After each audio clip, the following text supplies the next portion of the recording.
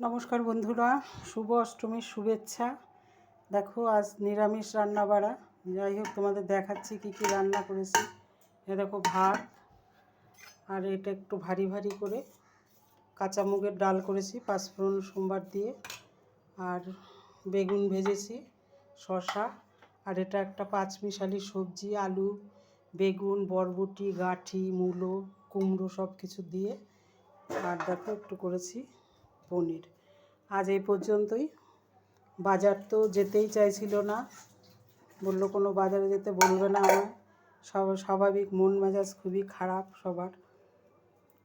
কথায় বলে মাতৃবিয়োগ পিতৃবিয়োগের থেকেও ভাতৃবিয়োগের শোক বড়।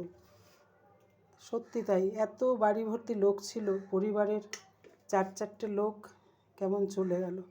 সবাই সবার কাজ নিয়ে ব্যস্ত থাকে, বাইরে যেতেই হবে তাদের।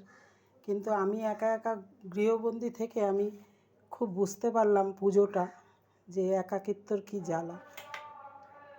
তাই বন্ধুরা, যাই হোক, দেখো আজ একদম সাধারণ রান্নাবাড়া, ঘরে যা ছিল তাই করেছি।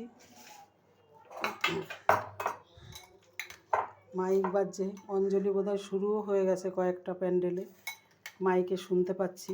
আমাদের বাড়ির সামনে যে মণ্ডপ, সেটা এখনও শুরু হয়নি, সবাই যাচ্ছে আসছে। আমাদের তো এবার অঞ্জলি নেই।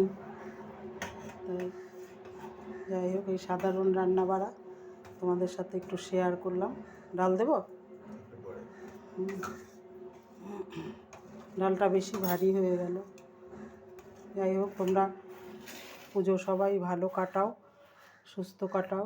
প্রচণ্ড গরমও পড়েছে আগের মতন। যেহেতু গরমটাতে বৃষ্টি দিয়ে দিয়ে খুব আমাদের বুঝতে দেয়নি গরম, কিন্তু এখন বুঝতে পারছি হাড়ে হাড়ে গরমটা কি দিচ্ছে, কত ডিগ্রি কি জানি। যাই হোক, আমার রান্নাবাড়া এই পর্যন্তই। তোমাদের সাথে পরে আবার যদি কোনো ভিডিও করি শেয়ার করব। আপাতত এখানেই রাখছি। টাটা, ভালো থেকো সকলে।